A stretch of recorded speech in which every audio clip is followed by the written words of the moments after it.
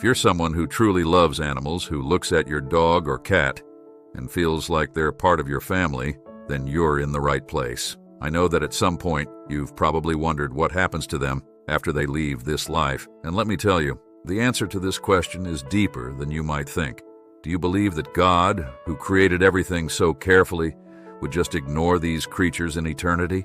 The love you feel for them is just a glimpse of the care and importance God places on animals. And over the next few minutes, I'm going to show you how the Bible gives us hints that maybe there's something special reserved for them. From the very beginning, were animals part of God's perfect creation?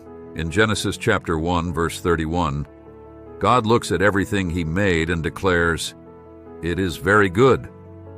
Now, when God says something is very good, we're not talking about something ordinary or unimportant. This includes every detail of creation. And of course, animals are part of that. They were made to live in harmony with everything else within God's perfect plan. And here's the point. If animals were part of that perfect beginning, why wouldn't they be part of the end when everything is restored? Think about it. If God planned a creation where everything was in balance, why wouldn't He include animals in the final restoration? Heaven, or the new earth, is described as the restoration of what was lost in Eden.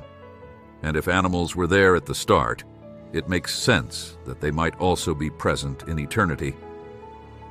God has always had a purpose for everything He created, and animals are no exception. They reflect part of His character, showing loyalty, purity, and unconditional love. All of this is part of God's plan. Now, do you see how it all fits together? God doesn't create anything by accident. And if animals were important at the beginning, they surely have a role in what's to come. In chapter 4 of the book of Revelation, we see a powerful vision. 4 living creatures around God's throne. And the most fascinating thing is that they resemble animals.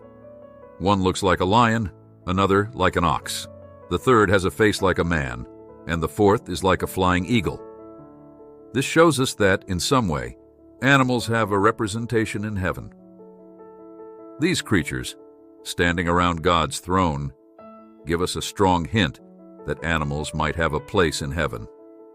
They're not just there as observers, but they have an active role in worshiping God, participating directly in what's happening in the divine presence.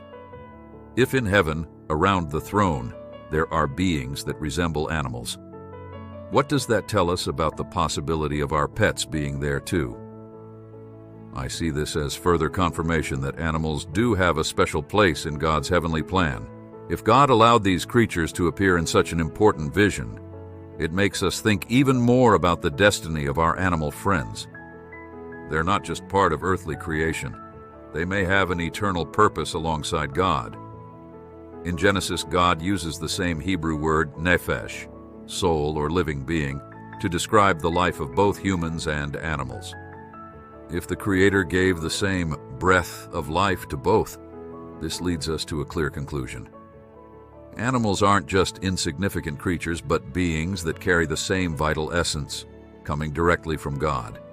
And if they share this same divine life, it makes perfect sense to believe that they too are part of God's eternal plan, which doesn't discard anything He created with purpose.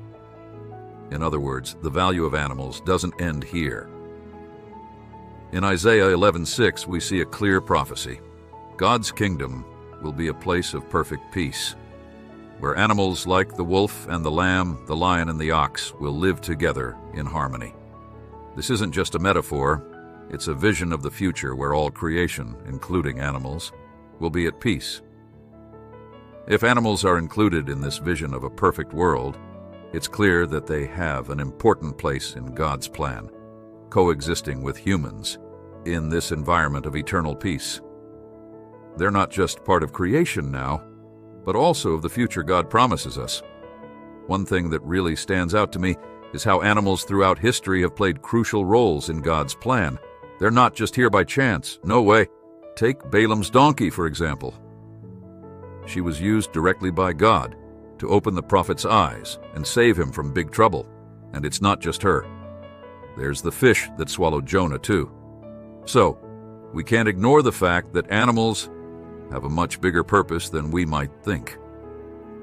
If God used these creatures in such incredible ways in the past, who's to say they don't have a place in the future too? When God decided to save Noah and his family from the flood, he didn't just think about humans. He made sure to preserve the animals too. It wasn't just a coincidence or a minor detail, it was intentional care. God told Noah to bring a pair of each species to ensure that animals also survived the destruction. This tells us a lot about the importance of animals in God's plan. They weren't disposable or secondary. On the contrary, they were part of the project of redemption and the continuation of life on earth. And if God took care to save them in such a critical moment, what does that show us? That they hold immense value in His plan, and this only reinforces the idea that in the future, they will continue to have a special place. Now the question is, do you believe that your four-legged companions will be with you in heaven? I truly believe that God, in His wisdom and love, has an incredible purpose for all His creatures. If this makes sense to you, if you feel that this message touches your heart,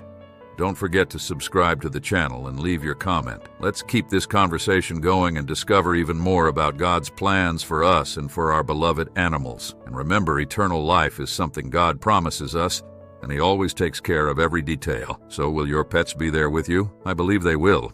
How about you? God bless you and your family.